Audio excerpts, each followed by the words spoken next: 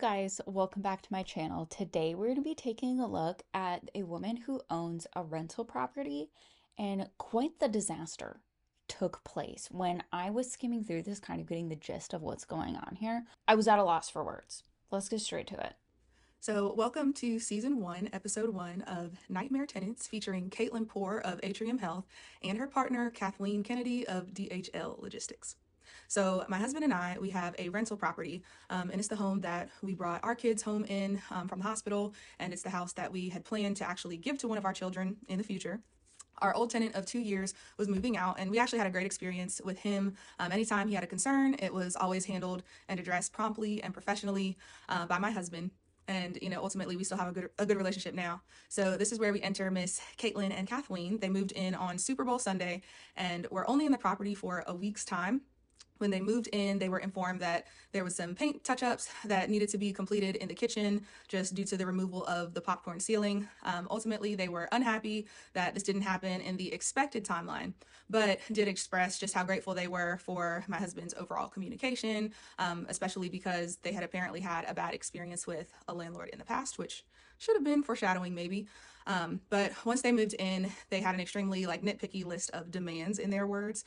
They stated that if we did not meet their demands, that they would be moving out. Some of them were a little bit odd. They sent a message stating that they had clogged the toilet with their own human feces and that we would need to take care of it. And that is their wording. And the wording I forgot to put lipstick on. What? How is that the landlord's business? Get a plumber if you need, if it's that dire, and handle it. Why are you telling the person you're renting? Why are you telling your landlord? itself kind of just gave me weird vibes. But regardless, their concerns were addressed. They were told that if they wanted to move out, that we would break their lease. But ultimately, they were upset that they weren't going to get their February rent back, in spite of the fact that they were. Well, yeah, I think usually when you have to break a lease, you have to pay a lot of money to do that. Now, it might end up being cheaper than maintaining a lease, but breaking a lease isn't easy. You're not going to get off easy as the renter. Living there in part of February. And they said that they would consult with legal counsel and get back to us as to whether or not they were going to remain in the property. They proceeded to use racial slurs, including the N-word, at my husband. So ultimately, he had a bad feeling about the tenants, and he stated that he was going to go out there and just do an inspection on Friday to make sure that everything was the way that it was supposed to be. So he went out on Friday, everything was in place, and fast forward to Monday, we get a call from the neighboring unit. We have a great relationship with all of our former neighbors. So they gave us a call and they informed us that there was water damage in their home that was apparently coming from our unit. So then 2 minutes later, I get a call from my other neighbor. She's not in the neighboring unit, but she gave me a call and she said that there's something going on at her house. There's water all in the street. She said she thought it was because it was raining, but she noticed that it was coming from Water in the street. Now just think about that. If you ever left the faucet running, you were trying to fill it up to clean something or whatever, or you left the bathtub running and you had it plugged so you could take a bath. There's nothing worse than a bath to me. It's shower only for this girl right here. But how long it would take for that water to fill up all of the areas and get to the street? Immediately I'd be sweating. all around our property. And so I asked her if our tenants were still there. She said that they left on Saturday morning. She said that a moving truck woke her up, and she said that they had a crew of 20 people, and they were basically hustling to get out of there quick. And so she knew something was going on. So we get in the car and we head to our old rental property, which is about an hour and a half away from where we live. And we get a call from the HOA. And they told us that they suspected that there was foul play. So as we're pulling up to the property, we see water just covering the parking lot. There's water on the outside of our house, water surrounding the property, coming out of the side paneling. The fire alarm is. It's so much. I can you guys tell it's coming from the top of the door down. It's coming from the second level. And it's filling up the grass. Oh my goodness. There are puddles Going off. We open the door and there is water everywhere. The entire first and second level is completely covered with water. That's a nightmare. Oh my goodness. You can see where the drywall on the ceiling has buckled and the water is coming through. All those lines and sections, the water is coming through. This is insane. The amount of damage in this home. Now, it does look like they have some sort of trim, and sometimes in I'm not sure if this is apartment or standalone home, but a lot of times in apartments it will be like flush to from the wall to the floor. And so I'm hoping it doesn't go any higher than that, so maybe they'll just have to replace the floor, but hopefully there's no damage to the walls. I mean, they're probably going to have to gut this place regardless, just from what I've seen, but maybe at least not the walls. It's seeping through everything, and basically the ceiling is caving in. So the fire department had to come to shut the alarm off, and they pointed out where Caitlin and Kathleen had actually unscrewed the toilet and damaged the pipe to where they could tell that it was intentionally. How do you even make that happen? Now, we have bidets in my household, and when my husband installed them, at never at any time did it occur to him to unscrew something and leave it that way. Why would they do that? That doesn't seem like an accident to me. Done. We saw where both of the pipes on both toilets were destroyed. And the water was turned on, so basically it would run and flood the place. So they completely destroyed our home to the point where it is uninhabitable. And not only that, but the neighbor's home is now destroyed. And, me personally, I'm not understanding how. Look at that. The paint obviously bubbled and filled with water at some point, and it's just sagging. That looks crazy to me. And that kind of damage, you're gonna have to take it out or you're gonna have mold. Anyone could do this to someone's home, especially when my husband was nothing but accommodating and professional with them. And it really, honestly, just takes it a step. Even if her husband wasn't accommodating and professional, it's this. How is this? Why would you do that? I can't think of a circumstance where you would want to damage property like that, especially like with a trail. Like they know who the renters were. What were they thinking? Further, when on emergency would think it was a good idea to create a safety hazard and a fire hazard in a unit attached to other homes where there are children. And So it's attached to other homes. Okay, that explains why she mentioned it ruined the neighbor's property. Holy cow. elderly people living literally next door.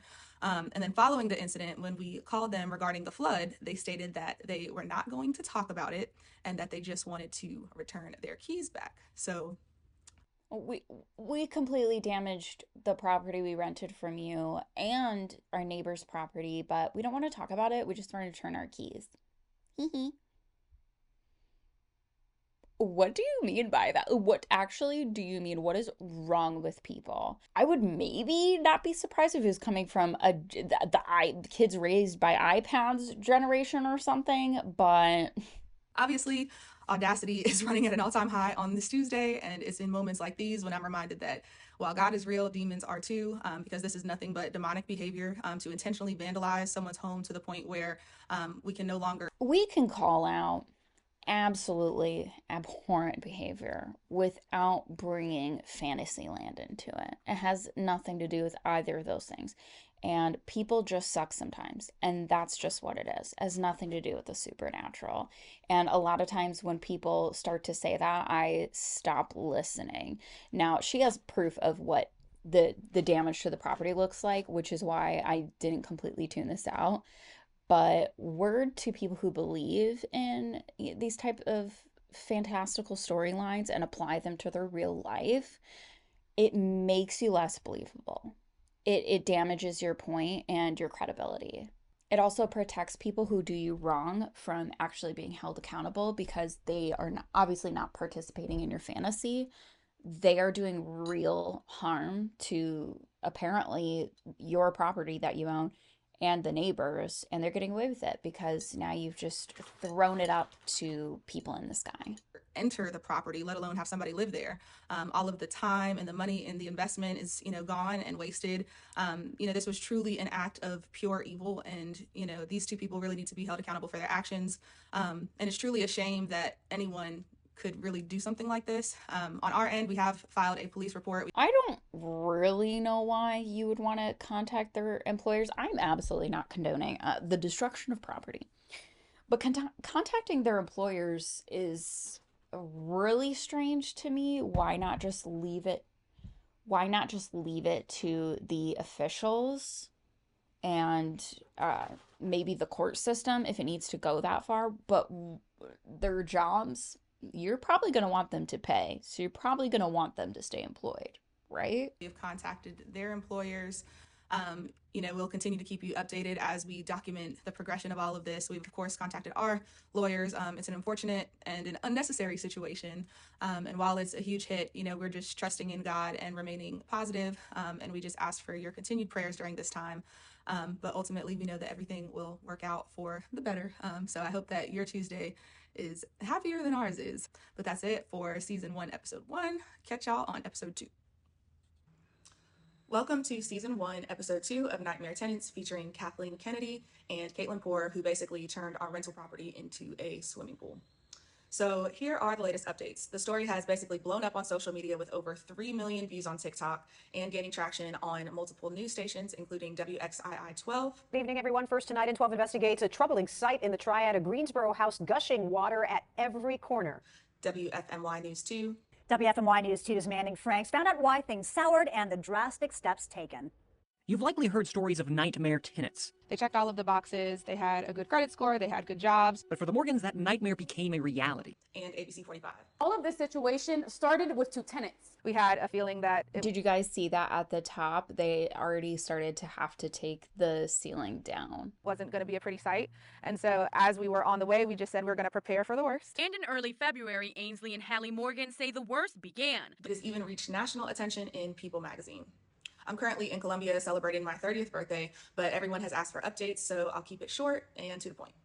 A lawsuit has officially been filed, and I'm being represented by attorney Jason Keith at NextGen Law Firm. Their employment status at Atrium Health and DHL Logistics still remains unclear. Criminal charges. Why would that be any of your business? I truly, like, if you know, like, for a fact why that would be relevant, please let the class know. But to me, it just seems unnecessary. Not that these people damaging their property, like they're being accused of. I don't know if it's true. I am not here making accusations. We are talking about the information we are being given. Does that make sense? Okay. Are in progress, though we have faced significant delays, despite the officer confirming that we do have enough information and evidence to press charges. We've basically been bounced around between the magistrate's office and the police department, but we will not be stopping until these women are held accountable, and are closely monitoring how the Greensboro Police Department is handling this case. So some people have asked how we know that this was deliberate and not an accident. Well, here's why. Number 1 is timing. So the house was flooded the same weekend that Caitlin and Kathleen left completely unannounced. Number 2, firefighters' findings. First responders immediately pointed out that the damage done was intentional upon arrival. And number 3, plumber. Right, because if you were, let's say they were attaching a bidet like we were, it's like in those little pipes they showed. Why not just call an emergency plumber? Like, those exist. Is it pricey? Yeah, but it's going to be cheaper than this disaster, which it seems like they are going to be held accountable for because they are being sued, which I think it is called for here. Reports, 3 separate licensed plumbers came to inspect both upstairs toilets and had confirmed that the pipes had been intentionally loosened, and this would have only been able to have been done using a wrench, so clearly it was no accident. And number 4, malicious intent. Caitlin explicitly stated that if she had known N-words had owned the property, that she would have never moved in. So number 5, we do have ring camera footage. Oh my God. Does she have record of that, or is it just an accusation? And I'm not saying accusation to take away from what this woman is saying. I'm saying accusation because, people have to sue. So because that's what it is. Since I haven't seen proof of that, I'm just calling it that. But hopefully she has proof of that. So hopefully that can be pursued also. We have video evidence basically showing who entered and exited the property, including the days and times where they... Oh, one thing that is a little concerning to me, why does the landlord have access to the ring cameras? Was that in the agreement? Is that normal? I would never agree to that if I was renting, whether it's an apartment or a regular home. I would never agree to a landlord monitoring my security system. Even if it comes with the apartment, I would never be okay with that. Or were they okay with their landlord having access to that? It seems like a privacy violation to me. Moved out. They were the last people in the property. No one else had access to the property or keys in general. Additional evidence has been submitted to our attorneys as well as police. So what is their response? If you've been waiting on their side of the story or to hear why they did it, according to ABC News, they claim that they did not do it. However, the real contradiction lies in their own police report, where they falsely claimed that I threatened to flood my own house during a phone call with them, a statement that also directly contradicts their own recorded phone call to police in which they claim that I threatened her life. So I'm not sure which story they're going with, but there they are. That accusation is not only false, but also impossible, being that the only time I ever spoke to them was after the flood happened, when I called to question them about what had occurred. So before this incident, all communication had been between them and my husband directly. Their statements simply do not add up. And for transparency, here is their exact statement to ABC 45 News, typos included. We deny all of the allegations made against us and are appalled and the lies being spread. At this time, we do not intend to make further statements to the media. Since this matter is now in litigation, we will defend. Two things I can see being remotely possible. One, they did it and they don't want to be held accountable. Two, they have really good legal counsel that wants to represent them because they didn't do it. Or, maybe there's a third. They did do it and they've been advised to shut their traps. Ourselves in court, we urge people not to jump to conclusion based on one side of the story that's been told online.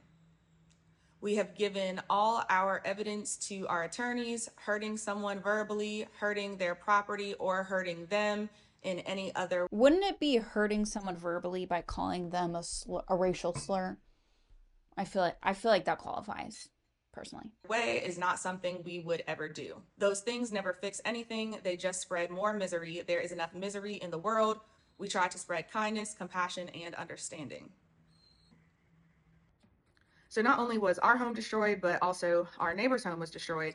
And the videos that you're looking at here are from their home. And oh God. Okay, so we've got multiple walls that have to be replaced. The ceiling has to be replaced. And now the floor in a carpeted area. Oh, that's going to get moldy quick, especially depending on what the weather is like when this happened. They too are planning on pressing charges.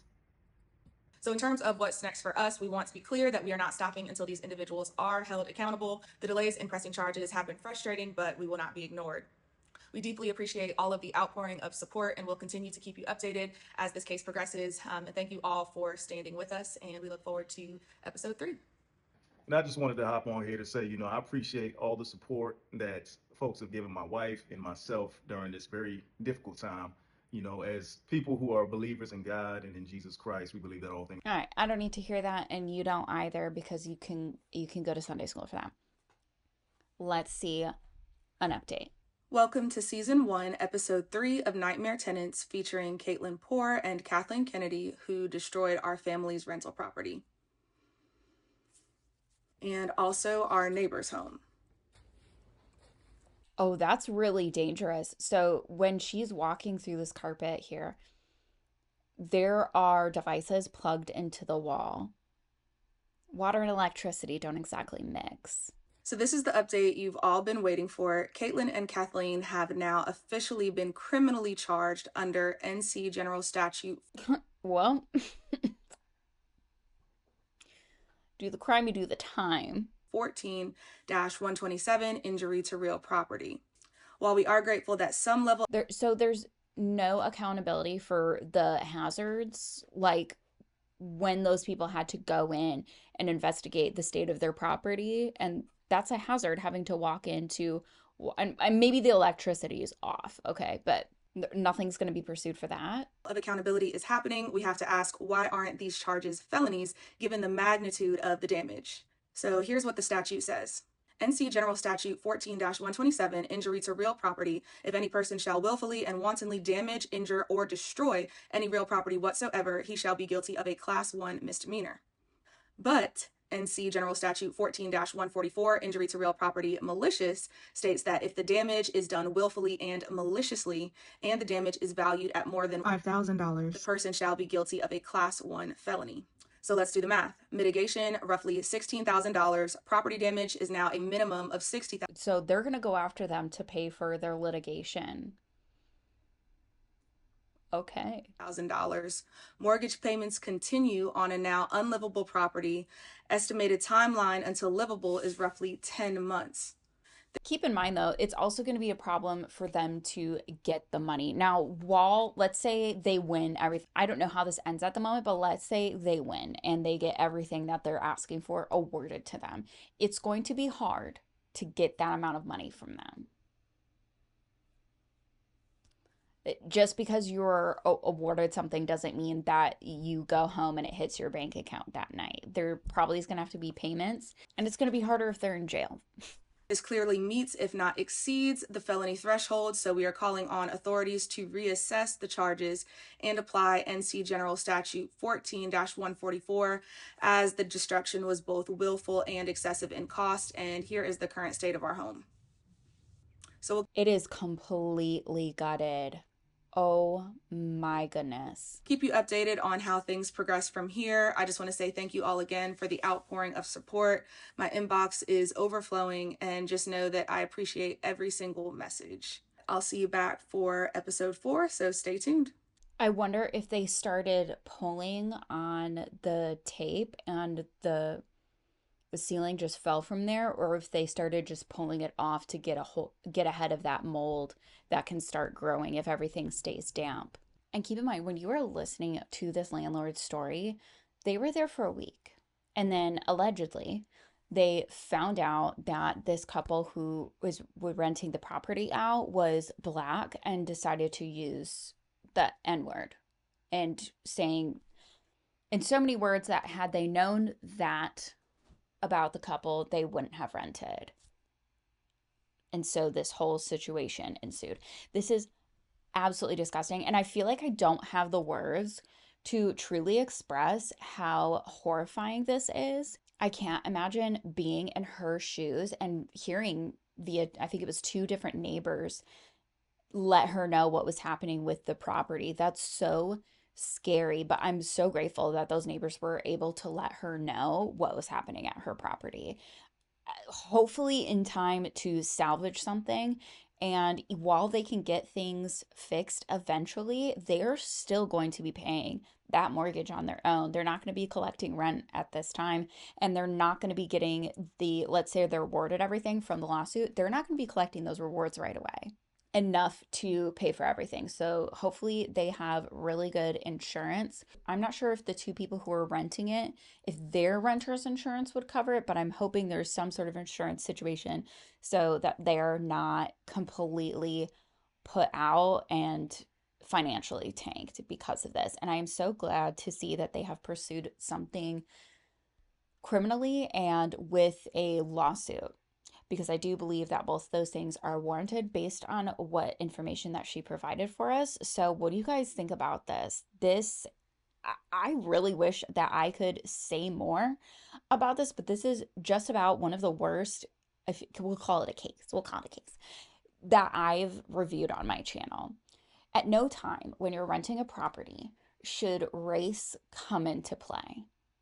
You should probably go live in a cave somewhere and never interact with anyone, because that is shameful and embarrassing and not fit and not conducive to be in society when everyone has to deal with you.